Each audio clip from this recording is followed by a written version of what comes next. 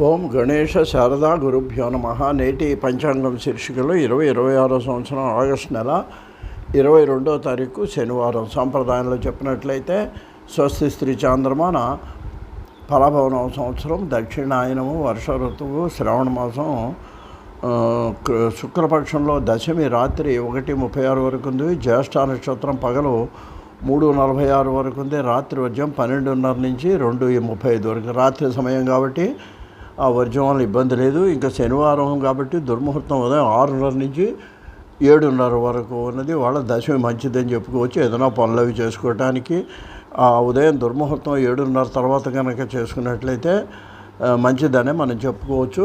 ఇక శనివారం చూసినట్లయితే వెంకటేశ్వర స్వామికి, ఆంజనేయ స్వామికి, వీళ్ళందరికీ కూడా ప్రీతికరమైనటువంటి రోజు.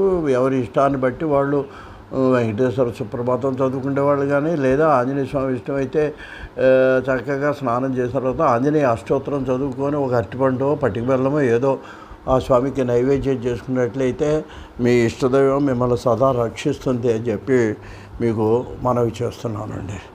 ఇంకా చూసినట్లయితే ఇప్పుడు నిన్ననే వరలక్ష్మి వ్రతం జరిగింది. కొత్తగా పెళ్ళైనటువంటి వాళ్ళకి ఇది చాలా ఆనందదాయకమైనటువంటి విషయం.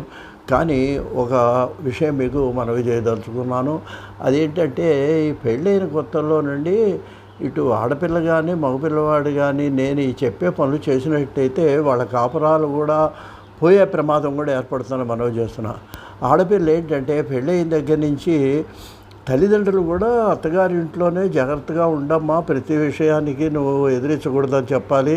ఈ అమ్మాయి కూడా ఇప్పుడు సెల్ ఫోన్లు వచ్చినాయి కదండి, 2 గంటలకు ఒకసారి పక్కకు వచ్చి తల్లికి ఫోన్ చేయడం. వాళ్ళు ఇట్లా అన్నారమ్మా, వీళ్ళు ఇట్లా చేశారు, వాళ్ళు ఇట్లా చేశారంటే ఆవిడేమో నువ్వు ఇలా చేయి అలా చేయని సమాధానం చెప్పడంతో ఇది దొండ ముదిరి ఉసరు వెళ్ళైనట్టుగా చివరికి కాపురానికి ఇబ్బంది వచ్చేటువంటి పరిస్థితి వస్తుందండి. ఇక మగపిల్లలు చూసినట్లయితే వీళ్ళు కూడా చాలామంది ఒకప్పుడు తల్లిని గౌరవించి ఉండొచ్చు, తల్లి మాటకి వేదంలాగా పాటించుంటుంది. అదేం తప్పులేదు, మాతృదేవోభవ అని చెప్పారు. అంత మాత్రాన్ని పెళ్ళైన తర్వాత కూడా ఆ తల్లి మాటే వింటాను, తల్లితోనే ప్రతి పని చెప్పి చేస్తాను, ఆఖరికి మల్లెపూలు కావాలన్నా తల్లిని అడిగి 10 రూపాయలు తెచ్చుకుంటాను అనే పరిస్థితిలో ఉంటే మాత్రం అప్పుడు కూడా కాపురాలు పోయే పరిస్థితి వస్తుందండి. ఎందుకంటే వీళ్ళు తల్లిని గౌరవించొద్దని చెప్పం, కానీ తల్లితో సమానంగా ఇంటి పేరు మార్చుకొని ఎక్కడి నుంచో వచ్చినటువంటి పిల్ల నిన్ను నమ్ముకొని వచ్చింది, బంధుమిత్రులను అందరినీ వదిలి వచ్చింది. అటువంటి పిల్లను నువ్వు భరోసా ఇవ్వాలి. నేనున్నాను, ఎవరేమన్నా సరే నీకేం భయం లేదు అనేటువంటి ఒక భరోసాను కనుక భర్త ఇవ్వలేకపోయినట్లయితే మరి అప్పుడు కూడా